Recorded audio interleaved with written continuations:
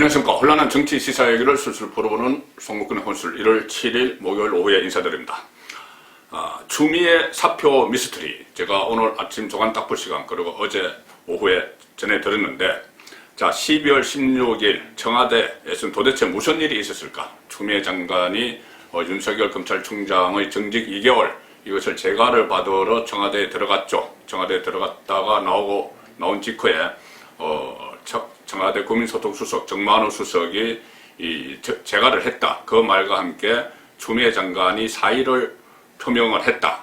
여기까지 브리핑을 했습니다. 자, 그런데 조선일보, 중앙일보에서 계속 의혹을 제기를 했죠. 자, 이게 줄기는 크게 한 4갈래입니다. 하나는 첫 번째, 자진 사퇴가 아니다. 사실상 경질된 것이다. 이 의혹이죠. 처음에 문재인 대통령이 이 재가를 하면서, 윤석열 재가를 하면서, 국면 전환을 위해서, 분위기 쇄신을 위해서 물러나 달라, 이렇게 문재인 대통령이 이야기를 했는데, 추미애 법무부 장관이 물러나지 못하겠다, 이렇게 거부를 했다는 것이죠. 그러니 문재인 대통령이 그러면 경질하겠다, 강제로 교체해버리겠다, 이렇게 하니 추미애 장관이 마지못해 수용을 했고, 또 특히 문재인 대통령이 나가는 길에, 청와대에서 나가는 길에 춘추관에 좀 들렀다가라. 춘추관은 기자실이죠. 기자들이 모이는 곳이죠. 그래서 그 이야기는 가서 내가 스스로 물러나는 것처럼 기자들 앞에서 자진 사퇴하는 형식을 취해라. 검찰개혁을 완수를 했으니라고 하든지 그런 이야기를 했는데, 거기서 추미애 장관이 거기서 가타부타 안 하고 있었는지 대답을 했는지 모르겠지만, 어쨌든 춘추관에 들르지 않고 그냥 청와대를 떠나버렸다. 자, 그 상황이 첫 번째 의혹입니다. 그 다음에 두 번째는 추미애 장관이 그러고 나가서 아직 공식 사퇴서를 제출하지 않았다. 그러니까 사표를 쓰지 않았다, 이 이야기죠. 그냥 사의 표명, 이렇게 그런 형식을 했는데, 본인 입으로는 내가 사의 표명했다는 말을 한 적이 없습니다. 그래서 청와대가 사의 표명을 했다, 이렇게 이야기를 하고 있는데, 그리고 수리했다는 말이 없죠. 그러니 공식적 사표가 없으면 수리도 할 수가 없는 거죠. 그래서 그 의혹이, 두 번째 핵심 의혹이 추미애 공식 사직서 내지 않았다. 자, 그리고 청와대는 계속 이렇게 이야기합니다. 추미애가 사의를 밝힌 것은 맞다. 그런데 사직서 제출 여부는 확인해 줄 수 없다. 자, 확인해 줄 수 없다. 사표 없다는 이야기랑 마찬가지입니다. 자, 그런 상황에서 이 추미애 장관은 과거 본인의 전임자인 조국과 달리 장관직을 계속 수행하고 있죠. 조국 씨는 그때 여러 가지 논란에 휩싸이면서 사표를 제출을 했고, 그날 수뢰가 됐고, 그날 바로 청와대에서 짐을 싸서 나갔습니다. 짐을 싸서 나가서 서울대에 바로 복직 신청을 해서 또 논란이 된 적이 있었죠. 자, 그런데 같이 사표를 낸 입장인데, 사의를 표명했고, 한쪽은 사표를 냈는지 안 냈는지 모르겠지만, 어쨌든 나가고, 후임자, 지금은 후임자도 바쁜 게 다 내정이 된, 지명이 된 그런 상태고, 그런 상태에서 계속 직무를 수행합니다. 조국 씨는 그때 바로 나가면서 김호수 차관이 직무 대행을 했죠. 근데 그때와 너무 다르다. 그런 이야기고, 그래서 결국은 이런 상황이 됐는데, 청와대도 속수무책인 것 아니냐. 추미애의 이 독단적인 행동에 대해서 컨트롤이 안 되는 것 아니냐. 그런 의혹이 나오는 겁니다. 대통령의 영이 서지 않는 그런 상황이다. 자, 이런 의혹이 또 하나 있고, 심지어는 박범계, 지금 법무부 장관 후보자가 인사청문회 아직 열리지도 않았는데 여러 가지 의혹들에 휩싸여 있죠. 그래서 만약에 낙마를 하면은 장관직을 다시 추미애가 연장을 할 것이다. 그렇게 돼서 윤석열과 시즌2 대결을 벌일 것이다. 그런 관측까지 나오고 있습니다. 그전에 김현미 국토부 장관이 그런 적이 있었죠. 후임이 정해졌는데 후임자가 인사청문회를 거쳐서 자진 사퇴를 해버리는 바람에 장관직을 이어간 그런 전례가 있습니다. 그래서 추미애도 지금 그것을 노리고 버티고 있는 것 아니냐. 자, 그런 논란이죠. 크게 4가지 갈래 논란인데, 오늘 추미애 장관이 법무부를 통해서 입장을 밝혔습니다. 간략하게 기자들에게 입장을 보냈는데, 자, 첫 번째, 사실상 경질됐다. 이 논란과 관련해서는 이렇게 해명을 했습니다. 대통령에게 사의를 밝혔고, 대통령은 후임 장관 인선 시까지 업무 공백이 생기지 않도록 마무리해달라는 당부의 말씀이 있었다. 자, 이렇게 설명을 합니다.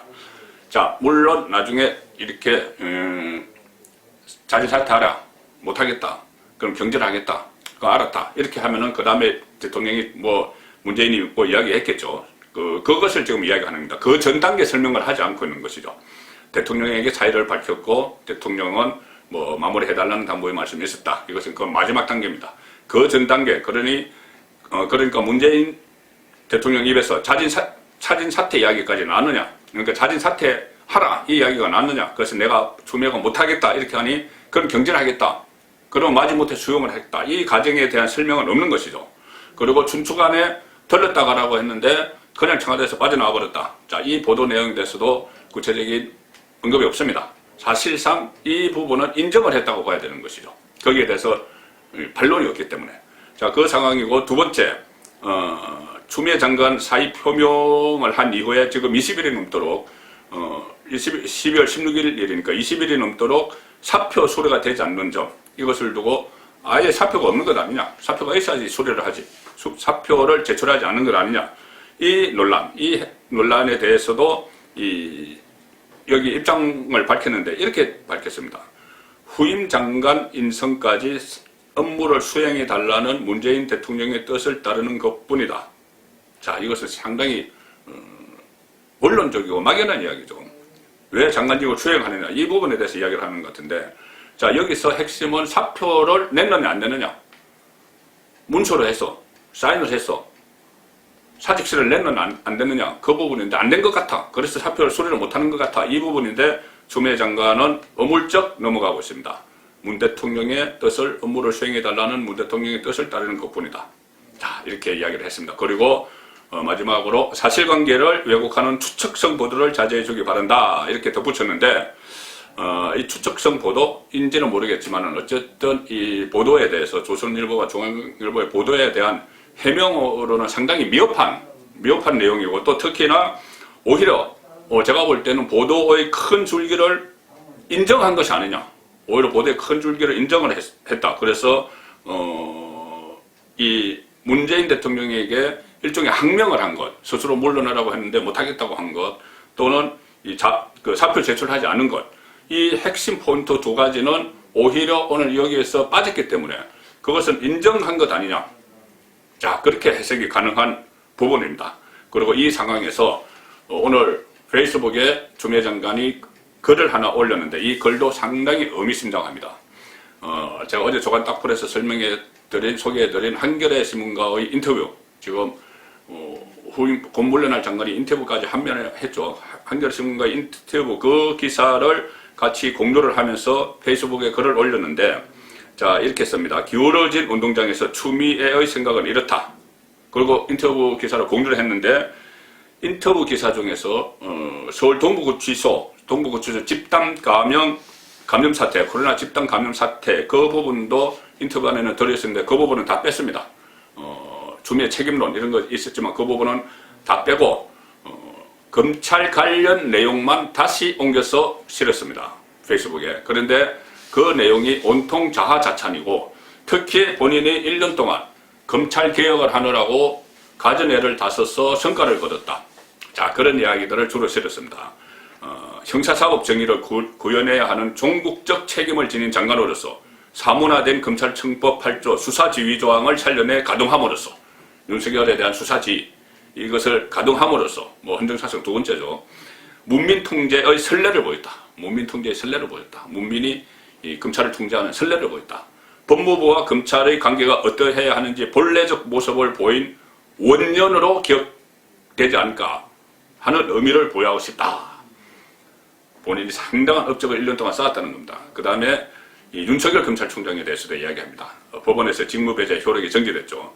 윤석열 징계에 대해서는 이렇게 이야기합니다. 검찰총장도 잘못이 있으면 징계받을 수 있다는 민주적 통제의 원칙을 선언했다. 권한 남용에 대해 성역이나 예외가 없다는 것을 보인 한 해라고 할 수 있다. 상당히 또 윤석열 검찰총장에 대해 본인이 적절하게 다 통제를 했다. 이런 이야기인데, 또 윤 총장 개인의 문제는 장관으로서 민주적 통제권을 행사함으로써 경고도 하고 가기도 시켰다.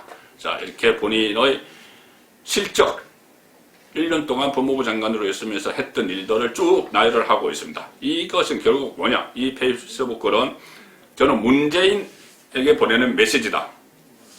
본인을 경질한 문재인 대통령에게 보내는 메시지다. 저는 그렇게 읽힙니다.